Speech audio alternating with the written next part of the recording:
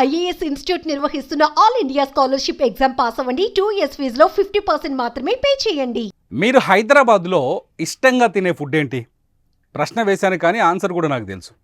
Voting పెడితే 99% మంది బిర్యానీ అని చెబుతారు.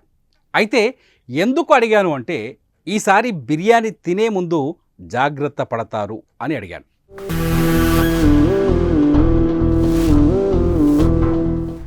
ఈ స్టోరీలో నేను చెప్పబోయే అంశాలను చూపించబోయే దృశ్యాలను చూస్తే హైదరాబాద్ బిర్యానీ సంగతి దేవుడెరుగు. మీరు అసలు బయట తినాలంటేనే భయపడిపోతారు. తాజాగా నేషనల్ క్రైమ్ రికార్డ్స్ బ్యూరో నిర్వహించిన ఫుడ్ క్వాలిటీ ఇండెక్స్లో మన హైదరాబాద్ చివరి స్థానంలో ఉంది. దేశ విదేశాలకే బిర్యానీ టేస్ట్ చూపించిన హైదరాబాద్ ఇంత నీచమైన స్థాయికి పడిపోయిందా అంటే అవును, 19 నగరాల్లో లాస్ట్ ర్యాంక్ మనదే. ఇది చాలా ప్రమాదకరమైన హెచ్చరిక.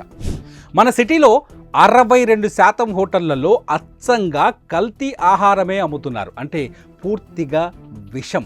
అంటే మనం లొట్టలేసుకొని తింటున్నాం చూడండి హైదరాబాద్ బిర్యానీ. ఆ బిర్యానీ కూడా ఈ 62% హోటళ్లలో కల్తీ అవుతోంది. చూస్తున్నాం కదా, హోటళ్ల పైన టాస్క్ ఫోర్స్ దాడులు చేస్తుంటే కుళ్ళిపోయిన చికెన్, మటన్ డ్రైనేజీల్లోంచి దేవుకొని తెచ్చినట్టుండే మసాలాలు, కల్తీ అల్లం వెల్లుల్లి పేస్టు.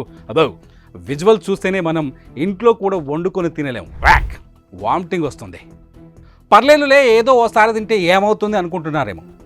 ఆ ఒక్కసారి తిన్నా చచ్చి ఊరుకుంటారు. ఇది గ్యారంటీ. మీకు గుర్తుందా, ఈ మధ్యకాలంలోనే సిటీలో ఓ మహిళ మోమోస్ తిని చచ్చిపోయింది.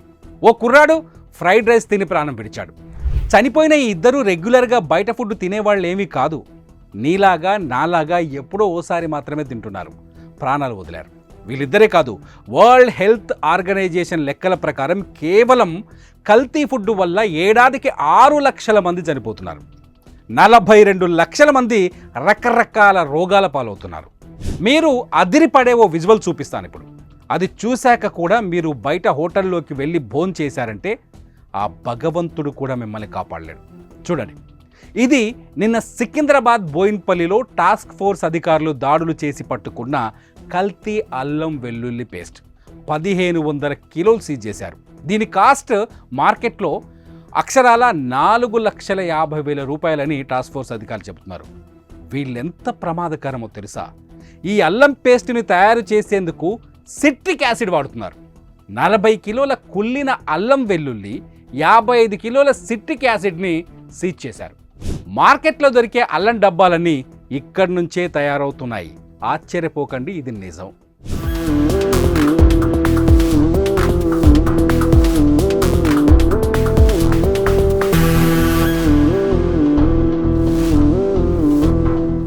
సేమ్ సీన్ ఖమ్మంలో కూడా. ఈ మధ్య ఖమ్మంలో కూడా ఫుడ్ సేఫ్టీ అధికారులు దాడులు చేస్తుంటే అక్కడి హోటళ్లలోని బాగోతాలు బయట పడుతూనే ఉన్నాయి, మనం చూస్తూనే ఉన్నాం. చూడండి, 960 కిలోల అల్లం పేస్ట్ని పట్టుకున్నారు నిన్న. సోనీ బ్రాండ్తో వీటిని డబ్బాల్లో నింపి మార్కెట్లో విక్రయిస్తున్నారు. అత్యంత తక్కువ ధరకు చిన్న చిన్న షాపులకు కూడా అమ్ముతుంటారు. మనం ఏదో కిరాణా కొట్టుకెళ్ళి అల్లం వెల్లుల్లి పేస్ట్ అడిగితే 10 రూపాయలకే ఈ డబ్బాను మన చేతుల్లో పెడతారు. తెచ్చి మనం వంటల్లో పడేస్తాం. తిన్నామా? అంతే సంగతులు. దీనికి హైదరాబాద్ బిర్యానీకి లింక్ ఏంటి అని మీరు అడగొచ్చు. గుర్తు చేసుకోండి, హైదరాబాద్ లేదంటే ఖమ్మం లేదంటే కరీంనగర్, ఇలా అన్ని నగరాల్లో ఉన్న హోటళ్లకు ఇలాంటి కల్తీ అల్లం వెల్లుల్లి పేస్టే వెళ్తోంది. సిట్రిక్ యాసిడ్, కుళ్ళిన వెల్లుల్లి లేదంటే పాడైపోయిన ఉల్లిపాయ, కొన్ని చోట్లయితే అరటి చెట్ల తోపు ఉంటుంది కదా, ఆ తోపును పేస్ట్ చేసి ఇందులో కలుపుతున్నారు. ఇది నిజం. వాసన చూస్తే కడుపు దేవుతుంది. మీరు ఒకసారి చూడండి, అల్లం వెల్లుల్లి ఒకటే కాదు, హైదరాబాద్ బిర్యానీని కల్తీ చేస్తున్న పదార్థాలు అనేక ఉన్నాయి. ముఖ్యంగా నూనెలు, నకిలీ నెయ్యి, 5-6 రోజుల పాటు ఫ్రిడ్జ్లో పెట్టిన చికెన్, మటన్, కుళ్ళిపోయిన వాటిని చాలా చూస్తున్నాం కదా. ఇలా అన్ని కల్తీ పదార్థాలు కలిసి మన హైదరాబాద్ బిర్యానీని నాశనం చేస్తున్నాయి. ప్రపంచవ్యాప్తంగా గుర్తింపు పొందిన మన బిర్యానీ బ్రాండ్ని దెబ్బతీస్తున్నాయి. మీకు అనిపించడం లేదా? హైదరాబాద్ బిర్యానీ అంటే మన ఇండియాలోనే ఫేమస్. అలాంటి బిర్యానీకి చెడ్డ పేరు వచ్చిందంటే మనం ఎంత ప్రమాదకర స్థితిలో ఉన్నామో ఒక్కసారి ఆలోచించండి. కుళ్ళిపోయిన అల్లం గురించే మళ్ళీ చెబుతా. ఇప్పుడు ఫుడ్ సేఫ్టీ అధికారులు పట్టుకున్న అల్లం పేస్ట్ను వేసిన వంటలు తింటే ఏమవుతుందో తెలుసా?